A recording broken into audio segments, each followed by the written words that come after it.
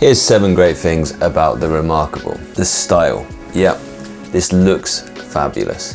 And they're really selling a dream. Their marketing is really focused around how you look when you use this, how it looks on your desk. It is a compelling story that they're telling. Number 2 is similar to that. It's how thin it is.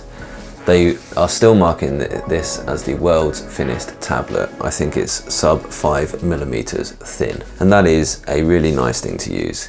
It is getting towards a really thin notepad. Well, it's thinner than a lot of notepads, to be quite honest. Put it in a case, of course, and it is thicker than that. But you're still using something which feels really elegantly designed, and it's thin in the hand. It's quite aspirational, really, how thin it is. For that thinness, you do lose certain things. If they had chosen to add something like a front light, then it would have added about 0.8 and it wouldn't have been so thin. So there is a trade-off with how thin it is, but it is a great thing about the Remarkable. It's a few years old now, but it is still amazing how nice a design this is, and it's been copied for good reason. The pen tools. It does have the best array of pen tools in the whole of the ink tablet world. I really like the ballpoint pen, and I really like the mechanical pencil. Those are the two that I use the most for making notes. However, it also has the pencil tool, which is the best for drawing. There is such a good range here. They added early on in Remarkable 2 times a calligraphy pen for those who prefer that as an option. It's great for making your notes look good, and it's great for drawing as well. So number 4 is the handwriting recognition, which is actually really quite reliable. So if I go export, convert notes to text,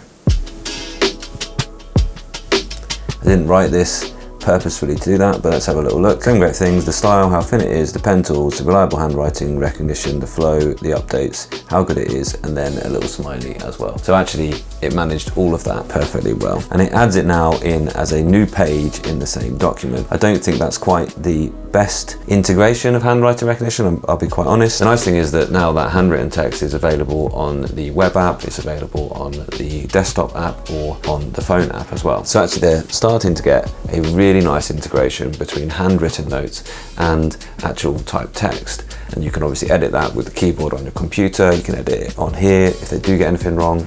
Generally, it's quite reliable as well. I do think they need to go a little bit further here and allow people to use tables, maybe headings, etc. And I think they could have a sort of word integration or a desktop publisher like integration that you can actually manage on here and manage between that and your main device, so that you're making documents that are ready to be shared more readily. But we are going in the right direction, which brings me on to number 6, which is the updates. I'll get back to that. Number 5 is the flow, and it's probably the best thing about this device is how easy it is to use. If you are not a confident user of tech, if you're somebody who prefers Apple products to Android type things or desktop PCs, then I would strongly suggest that you look at Remarkable and bear this in mind, that Remarkable do a good job of making things easy to use. Before they add features, for instance, when they added tags, they think carefully about making it quite simple, straightforward, flowy, intuitive is a word that's used a lot with Apple products. Easy to use is the way that I would put it. It doesn't have all the features of everything else. It doesn't have, for instance, a full Android Google Play Store. And if you want that, then look elsewhere. But if you're somebody who does want a device to get out of your way and just be like a notebook with a few digital features, then Remarkable is the thing for you. It is possibly the most flowy device of all of the e-ink tablets that I've used. So the flow is a really good thing. They market it in this way. It's a device that gets out of your way so you can use it for thinking, and that is true. So I've talked about the updates earlier, but things do seem to be moving in a considered way. So number 6 is the updates. I think that we must be getting close to a whole new device here, because we're on the Remarkable 3.0 update at the moment. And the updates seem to be going in a way where they're going to integrate it more usefully with the app, more usefully with converting to text and working with ways to store and manage your notes. And I think that Remarkable can be a platform on all devices for storing your knowledge, and that would be a really useful thing. If they can update it in a way that it can be a knowledge management system in its own right between this device and between your desktop PC and your phone,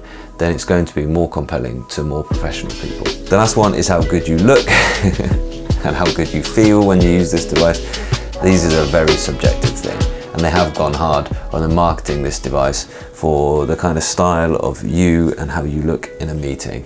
And we're still at this point where people notice you using this device and ask you about it and ask you questions like, oh, is that like a Kindle that you can write on? And we're still at this point where if you notice somebody else who's a user of Remarkable or a user of e-ink tablets, people are like, oh yeah, you were in the know as well. You know how good these devices are. If you care about style, then this is a really stylish device, and it's not going to look out of place in any boardroom, in any professional setting. And they're compared to Apple because the way it's marketed is that this is a device which really says something about you as a person. It's a badge, it is an icon, and Remarkable users, you see them meeting each other and they have a chat about how good the benefits are and how useful it is and how we can't imagine going back to ordinary pen and paper now. And there's good reason for that, why people are so enthusiastic about their e-ink devices. It's like we share some knowledge that only like the initiated will actually know. Then I tell them that there's actually far better e-ink devices out there.